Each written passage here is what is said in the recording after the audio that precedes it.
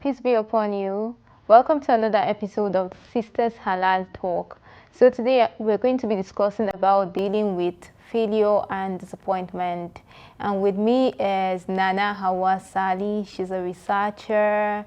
She loves to explore. She studied chemistry and she also likes things about art and just life in general, tourism, explore, find out, adventure, and all of that. So we're going to be discussing the sisters topic with her. So, assalamu alaikum. Walaikum salam. Welcome. Thank you. So, Nana Hawa, you for me, I have to talk about this thing with you, which is failure and disappointment, because I think you might have gone through things in your life that's maybe disappointing at some point, and it's a trial. It's a trial and it was disappointing. So is there something like that to you? Yes. So what would you talk about failure? Like, what is it like to fail and triumph? What is it to you? To fail is actually when you're expecting something and you didn't get that expected outcome or the required result. You feel like that's a failure, and that's actually a failure. And so many times in life, I think what led to my stepping stone is the failure, actually. I remember as a student trying to memorize the Quran during my days. It was tough, like tough. We start, we fail. Okay. We start and we fail again. Now, are you an Hafiz? Almost. Almost like an Hafiz. Yes. You're almost. How did you do that?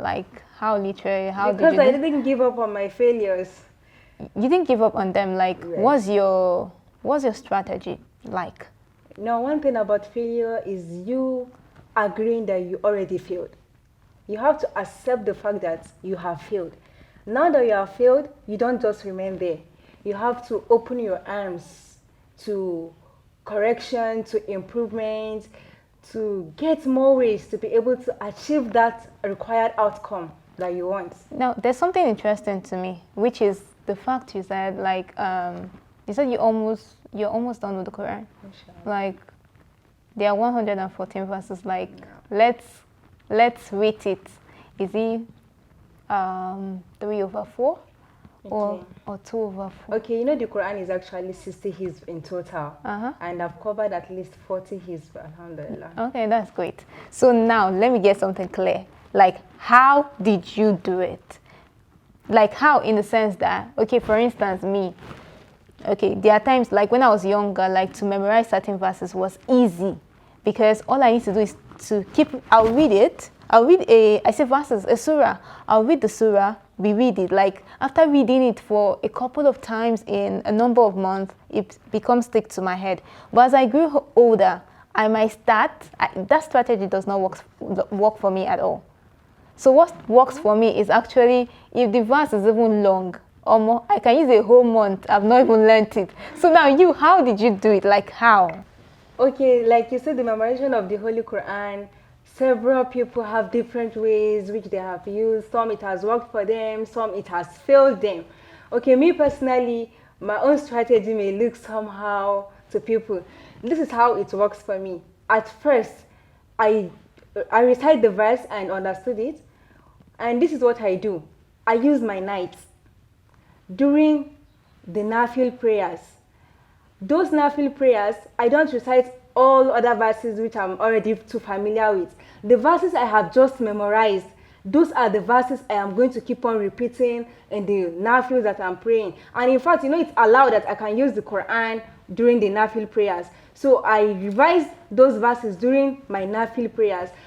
By that way, even if I'm going to pray the next prayer, I'll already be conversant with that verse I have revised.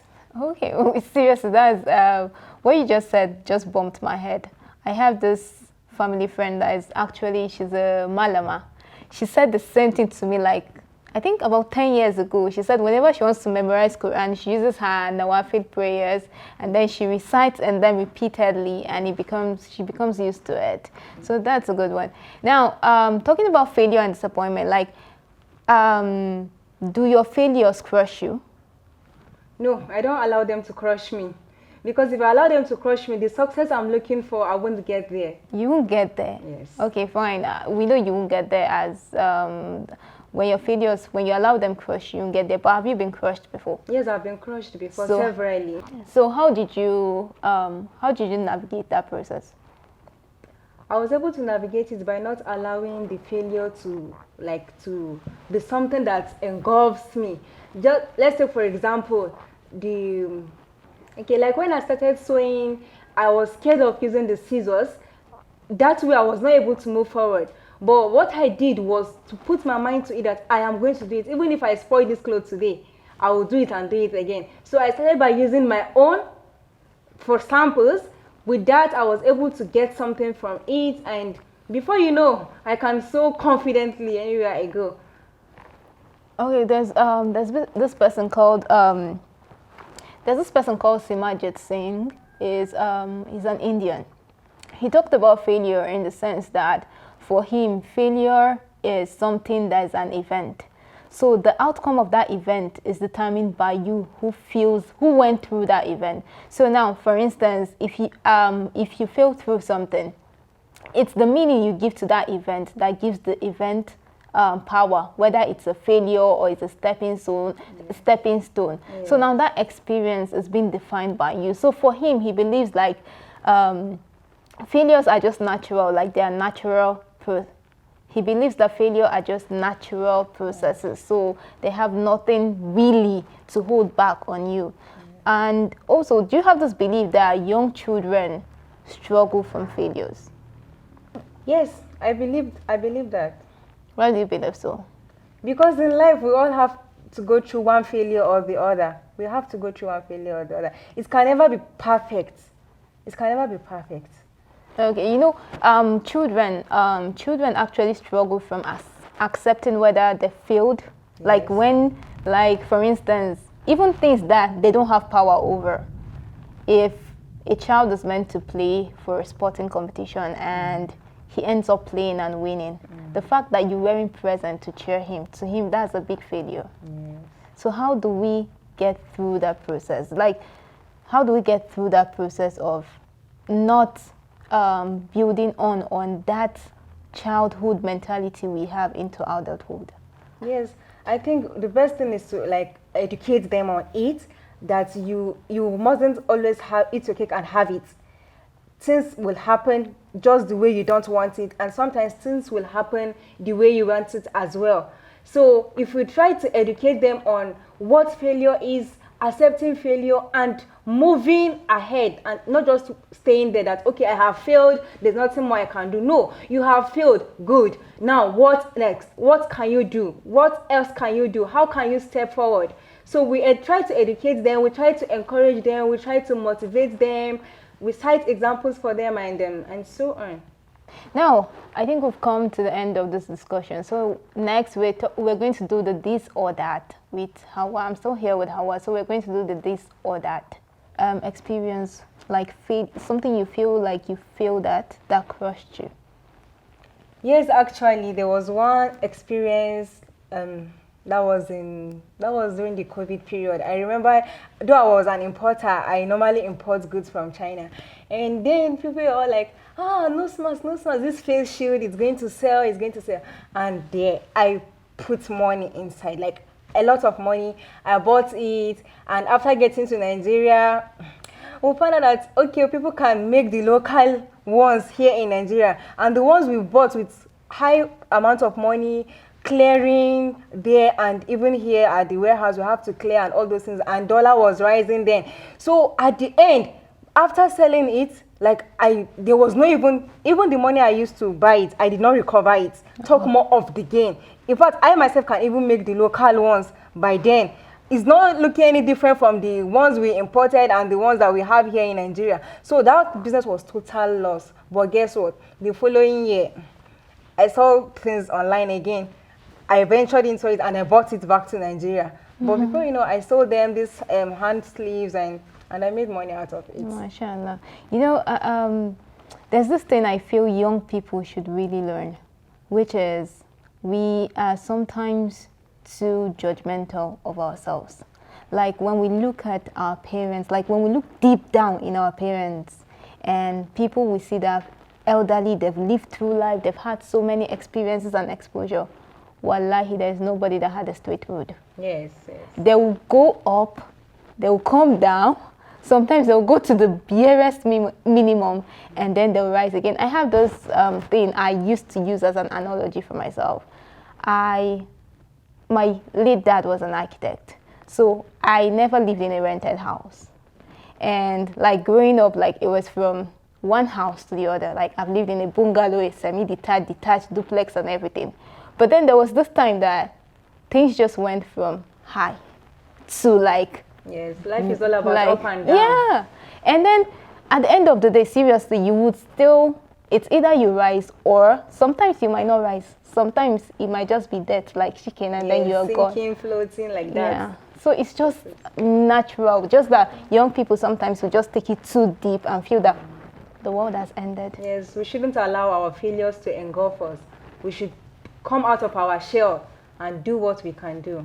So we've talked about failures and disappointment. I'm still here with Hawa. So next we're going to come up about the this and that. So stay up. So now, Hawa, I have 10 this or that questions for you. So let's see how it goes. So we'll know your preferences. So for you, is it group work or solo work? Group work. Group work. That means you believe in the African proverb that says together we can go. Yes, we can go far. Together we can do more. Yeah, together we can go far. Alone we can do so little. Yeah. So now number 2, we have start work late or leave work early. Leave work early. Leave work early. Okay. Okay. Now the next one, we have physical work or mental work. Physical work. Physical work. Yes. And you do a lot of research. How do you do that? I do that and I couple it with physical work. Oh, okay. Let's go to the next one. Save 100 strangers or one loved one. Wow, no, it's a difficult one.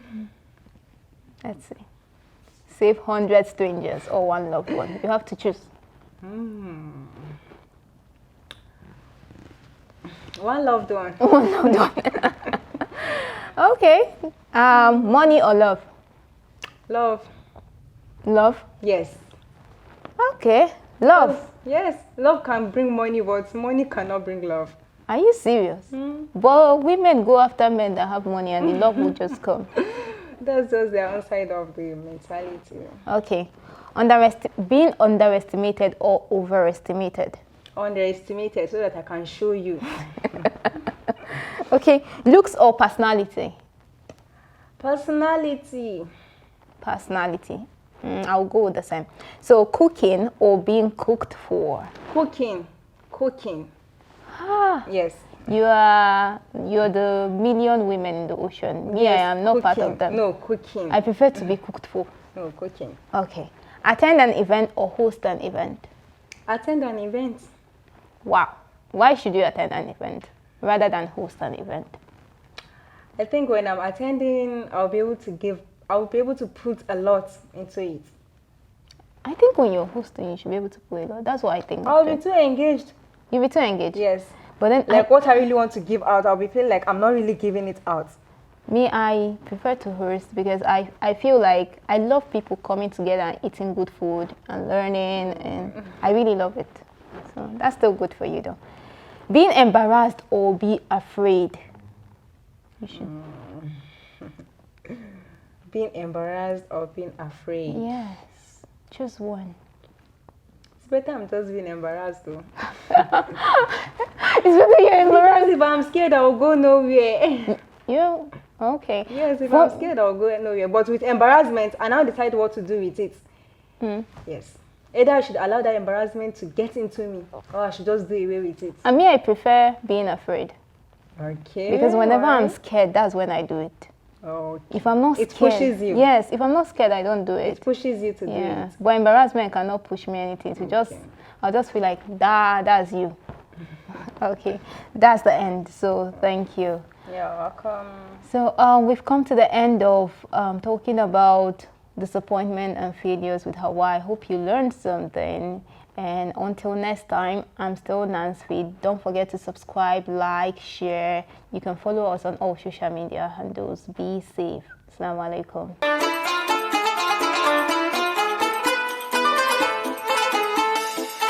Ramadan Mubarak.